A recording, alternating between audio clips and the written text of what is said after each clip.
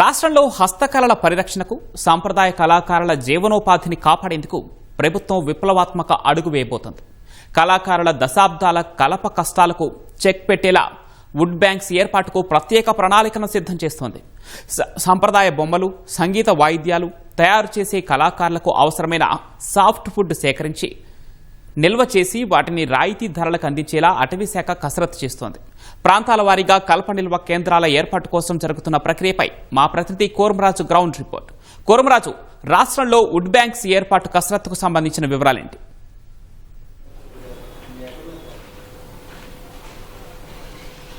పవన్, రాష్ట్రంలో హస్త కళాకారులకు సంబంధించి ప్రధానంగా ముడి సరుకు కొరత అనేది ఎదుర్కొంటారు. ఎందుకంటే ఈ హస్త కళాకారులకు సంబంధించి అటు ఏటికొప్పకు కానీ ఇటు కొండపల్లి కానీ వీటన్నిటికీ కూడాను ఈ అక్కడ ప్రత్యేకంగా దొరికే కర్ర అనేది చాలా సాఫ్ట్గా ఉండే కర్ర చాలా అవసరం అవుతుంది. ఇది కొన్నిసార్లు అటవీ శాఖ పరిధిలోకేమో వారు అక్కడ నుండి కలప సేకరణకి తీవ్ర విఘాతం ఏర్పడుతున్న తరుణంలోని నిన్న జూన్ 5 ప్రపంచ పర్యావరణ దినం సందర్భంగా ఉప ముఖ్యమంత్రి పవన్ కళ్యాణ్ ప్రత్యేకంగా ఈ వుడ్ బ్యాంకులని ఏర్పాటు చేయాలని ఆ అంశాన్ని తెరపైకి తెచ్చారు. అలాగే ఈ సీడ్ బాల్స్ని వివిధ ప్రాంతాల్లో, అంటే ఈ కొండ ప్రాంతాల్లోనే వేయడం ద్వారా ఆ కర్రలు సహజంగా పెరిగి వీటిని స్టోర్ చేసి ఆ వుడ్ బ్యాంకుల ద్వారా ఈ హస్తకళాకారులకి అందించాలన్నది ఒక ప్రయత్నం.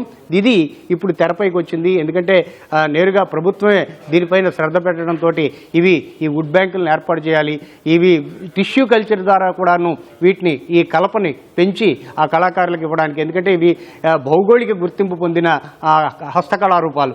ఇప్పుడు కొండపల్లి బొమ్మలు చాలా సజీవంగా, ఎందుకంటే జీవకళ ఉట్టిపడేలాగా సహజమైన రంగులతోటి ఇవి తయారు చేస్తారు. అలాగే ఏటికొప్పాక, బొబ్బిలి వీణకి సంబంధించి పనసకర్ర అనేది చాలా ముఖ్యమైనది. అలాగే ఆ బంప్ లాగా ఉండేది ఆ కర్రకు సంబంధించి వాటిని ప్రత్యేకంగా ఇవి కలపకు సంబంధించి ఆ ముడి సరుకు వాటిని ఖచ్చితంగా అందుబాటులో ఉండేలాగా చూడాలన్నదే ప్రభుత్వ లక్ష్యంగా మనం అర్థం చేసుకోవచ్చు. ఈ వుడ్ బ్యాంకులు ఏర్పాటు ద్వారా ఈ వుడ్ బ్యాంకులను ఏర్పాటు చేస్తే వీటి నుంచి ఈ హస్తకళలు, ఈ కళారూపాలను తయారు చేసే ఈ కళాకారులకి, వాటికి ఈ చేతి వృత్తుల పని వారికేమో వీటిని విరివిగా అందించడం ద్వారా ఈ భౌగోళిక గుర్తింపు ఉన్న ఈ కళారూపాలని మనం కాపాడుకోవచ్చు. అలాగే ఎక్కువ మంది వీటిని ఉపయోగించేందుకు పిల్లలకి చాలా ఎకో ఫ్రెండ్లీగా ఉండే ఈ బొమ్మల్ని వాళ్ళకి ఆట వస్తువులుగా కానీ ఇవ్వగలిగితే ఈ ప్లాస్టిక్ ప్రపంచంలోని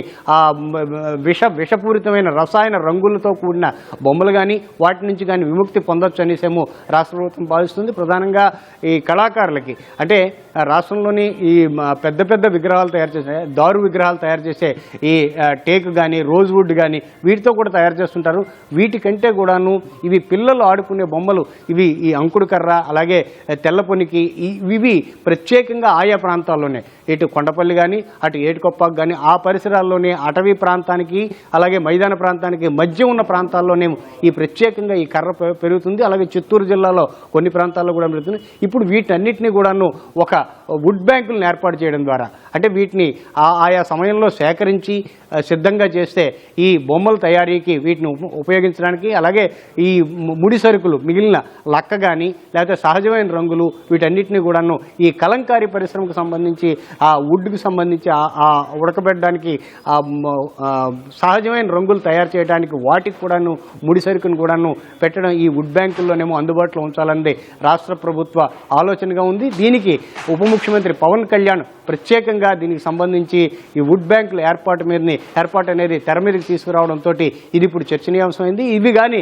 కార్యరూపం దాలిస్తే రాష్ట్రంలోని అటు బొబ్బిలి వీణ దగ్గర నుంచి ఇటు ఏటికొప్పాక, కొండపల్లి బొమ్మలు, అలాగే మన ఎర్రచందనం బొమ్మలు, అంటే ఏదైనా పెళ్లిళ్ళు చేసినప్పుడు చిన్న బొమ్మల్ని వాళ్ళకి వధూవరులకి ఇవ్వడం అనేది కూడాను ఆనవాయితీగా ఉంటుంది. ఇవన్నీ కూడాను, అంటే ఒక పెళ్లి సందడి దగ్గర నుంచి ఏ అకేషన్కైనా తగినట్టుగానేమో వాళ్ళకి ఈ చెక్కతోటి ఈ బొమ్మలు తయారు చేయడం అనేది, వాటిని ఉపయోగించడం, వాటిని మళ్ళీ విరివిగా ఈ కళారూపాలు సజీవంగా ఉండేటట్టు కళాకారులు, ఎందుకంటే వేల మంది కళాకారులు వీటి మీద ఆధారపడి దాని ఉపవృత్తుల మీద, ఎందుకంటే విదేశాలకు రాష్ట్రాలకు ఎక్కువగా ఎగుమతి అవుతున్న బొమ్మల్లోని ఈ రకాలు ఖచ్చితంగా అటు యుఎస్ కానీ యూరోప్ దేశాలకు కానీ ఈ ఏటికొప్పాక కొండపల్లి బొమ్మలు ఎక్కువగా ఎగుమతి అవుతున్నాయి. వీటికి సంబంధించి ఆ కళాకారులు వీటి నుంచి లబ్ధి పొందేలాగా, అలాగే రాష్ట్ర ప్రభుత్వానికి కూడాను ప్రత్యేకించి ఈ జిఐ గుర్తింపుని వాటిని కొనసాగించి ఎటువంటి ఈ సైకిల్కి సంబంధించి ఎటువంటి ఇబ్బంది లేకుండా చూడాలన్నదే ఈ వుడ్ బ్యాంకుల ప్రధానమైన లక్ష్యంగా మనం అర్థం చేసుకోవచ్చు. పవన్.